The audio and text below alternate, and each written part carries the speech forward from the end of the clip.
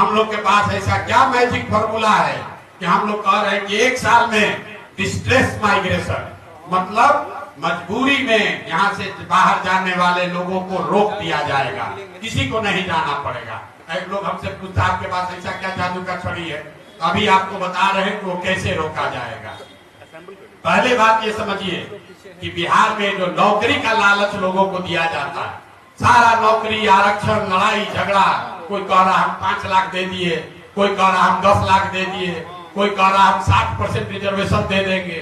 पूरा समाज उसी में लड़ रहा है कि कितना हमको रिजर्वेशन मिलना चाहिए। किसका प्रश्न पत्र लीक हुआ, हम आपको बता रहे हैं। चपरासी से लेकर मुख्य सचिव तक, इसको याद रखिए, चपरासी से लेकर मुख्य सचिव तक बिहार में सरकारी नौकरी के जितने लोग हैं उसकी संख्या जोड़िएगा तो उनकी संख्या होती है 23 लाख।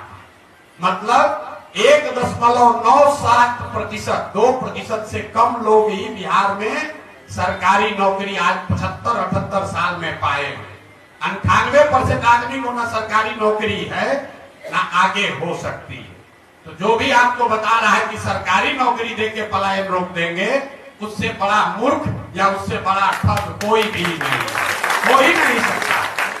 दुनिया में जितने भी देश हैं जहां पर लोगों के पास रोजगार है, जहां लोगों के पास पैसा है, आमदनी है, तरक्की है, खुशहाली है, आप दुनिया के सबसे बड़े देशों को देखिए, स्कैंडिनेवियन कंट्रीज को देखिए, नॉर्वे, स्वीडन, फिनलैंड, जहां भी चलिए वहां पर लोग रेलवे का एग्जाम देकर पैसा नहीं कमाए, वहां पर नौकरी की मारामारी करके लोगों ने अपना जीवन नहीं सुधारा है। वहां सुधार का जो मंत्र है वो है शिक्षा, और शिक्षा के बाद रोजगार के लिए सुलभ पूंजी। पूंजी की उपलब्धता, आपके पास अगर पूंजी होगा तभी पलायन रुकेगा। जन स्वराज का मंत्र है, मेरे साथ दुनिया के कम से कम 10 से बड़े इकोनॉमिस्ट, बिहार के लोग उसमें इंक्लूडेड हैं, जो काम कर रहे हैं। हम लोगों ने जो मॉडल बनाया है कि बिहार में अगर श्रम का पलायन रोकना है, मजदूरों का पलायन रोकना है, तो उसके लिए पूंजी और बुद्धि का पलायन रोकना होगा। आपको जो मजदूर जाता है ट्रेन में बैठ के, वो पलायन दिखता है, लेकिन पूंजी का पलायन नहीं दिखता, बुद्धि का पलायन नहीं दिखता है। मैं आपको पूंजी के पलायन पर 2 मिनट आपका समय दूंगा, इसकी चर्चा बिहार में कोई नहीं करता है। पूंजी समाज में आता कहां से है? पूंजी आने का 2 ही तरीका है। एक, जो पैसा आप कमाकर बचाते हैं, जो अर्जित करते हैं, खर्च के बाद जो बचता है वो आपका हुआ मूलधन। और पूंजी का दूसरा स्रोत है बैंकों से मिलने वाला कर्ज, लोन। तो ज्यादातर लोग कुछ हिस्सा अपना पैसा, अपना बचत का लगाते हैं और 2/3 या 60%, 70% पैसा लोन से लेते हैं, बिजनेस धंधा करने के लिए, गाड़ी खरीदने के लिए, घर बनाने के लिए। आप लोग यहाँ आए हैं गाड़ी से, मोटरसाइकिल से, शायद ही कोई ऐसा आदमी होगा जो बिना फाइनेंस के गाड़ी और मोटरसाइकिल खरीदा होगा। पूंजी की इतनी ताकत है, और बिहार में पूंजी है ही नहीं। पूंजी क्यों नहीं है? क्योंकि यहाँ प्रति व्यक्ति आय है 32,000 रुपया। याद रखिए, नेता लोग कितना भी दावा कर ले, देश में प्रति व्यक्ति आय है 1,35,000, बिहार में प्रति व्यक्ति आय है 32,000। और उसमें भी अगर पटना और बेगूसराय 2 गो जिला हटा दीजिएगा तो बिहार में प्रति व्यक्ति आय है 24,000 रुपया। 100 में 80 आदमी बिहार में आज की तारीख में भी 100 रुपया नहीं कमाता है। यहाँ बैठा हुआ बहुत आदमी तुरंत कहेगा कि मजदूरी 300 रुपया है तो 100 रुपया कैसे नहीं कमा रहा है?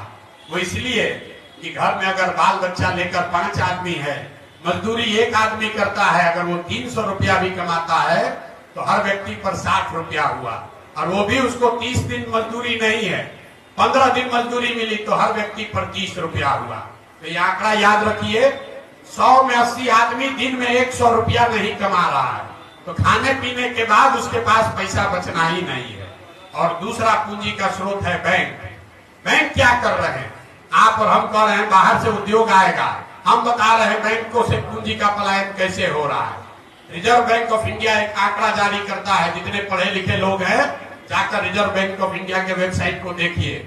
रिजर्व बैंक ऑफ इंडिया एक आंकड़ा जारी करता है जो बताता है, एक अनुपात है CD रेशियो, मतलब कितना पैसा आपने बैंक में जमा किया और बैंकों ने उसके बदले में कितना पैसा ऋण व्यक्ति और समाज को दिया। और ये बैंकों की मनमानी नहीं है, एक वैधानिक जिम्मेवारी है, बैंकिंग का मॉडल है कि 100 रुपया अगर आप और हम बैंक में जमा कर रहे हैं तो बैंकों को निश्चित तौर पर कम से कम 70 रुपया समाज को वापस देना है ऋण के तौर पर, ताकि लोग बिजनेस व्यापार कर सके, अपना घर बना सके, गाड़ी खरीद सके, जो काम करना चाहे वो कर सके। बिहार में इसकी स्थिति क्या है? पूरे देश में सीडी रेशियो है अभी करीब करीब 74%। मतलब अगर 100 रुपया पूरे देश के लोगों ने बैंकों में जमा किया तो बैंकों ने 74 रुपया वापस किया समाज को। बिहार में 1990 से लेकर पिछले वित्तीय वर्ष तक सीडी रेशियो है 40%। लालू जी के जमाने में ये घट के हो गया था 18%। मतलब 100 रुपया जो हम लोग जमा कर रहे हैं बैंक में, तो 18 रुपया ही बैंक वाला ऋण के तौर पर वापस दे रहा है। इसका असर क्या हुआ? पिछले फाइनेंशियल ईयर में, पिछले वित्तीय वर्ष में बिहार की गरीब जनता ने, बाहर के उद्योगपतियों ने नहीं, बिहार की गरीब जनता ने यहाँ के बैंकों में जमा किया 4,61,000 करोड़ रुपया। 4,61,000 करोड़ रुपया बिहार के बैंकों में जमा हुआ। सीडी रेशियो अगर 70 होता तो बिहार के लोगों को 2,80,000 करोड़ रुपया लोन के तौर पर मिलना चाहिए था। मिला कितना? 1,61,000 करोड़। बाकी का पैसा कहां गया? बाकी का पैसा बैंकों ने यहां से उन राज्यों में ट्रांसफर कर दिया जहां उद्योग धंधे लग रहे हैं, जहां रोजगार है, जहां तरक्की है। गुजरात में, कर्नाटक में, केरल में, तमिलनाडु में, आंध्र प्रदेश और तेलंगाना में सीडी रेशियो 90 या उससे ज्यादा है। वहां के लोग अगर 100 रुपया जमा कर रहे हैं तो बैंक वाला 105 रुपया लोन दे रहा है, और बिहार की गरीब जनता 100 रुपया जमा करती है तो हमको आपको 35 रुपया 40 रुपया मिलता है। इसका नतीजा क्या हुआ?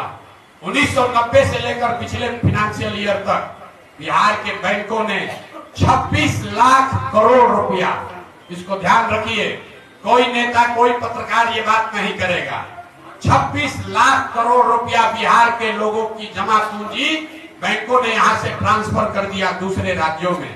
और आप सोच रहे हैं कि कोई 2,000 करोड़ रुपया लाकर चीनी मिल बना दे। अरे अपना घर लूट गया। 26 लाख करोड़ रुपया बैंकों ने बिहार के लोगों का दूसरे राज्य में दे दिया, और आप और हम सोच रहे हैं कि 2,000 करोड़ रुपया कोई बाहर से लेकर आए। अब आप कहिएगा भैया सरकार में कोई इसका बात क्यों नहीं कर रहा है? बिल्कुल इसका बात होना चाहिए।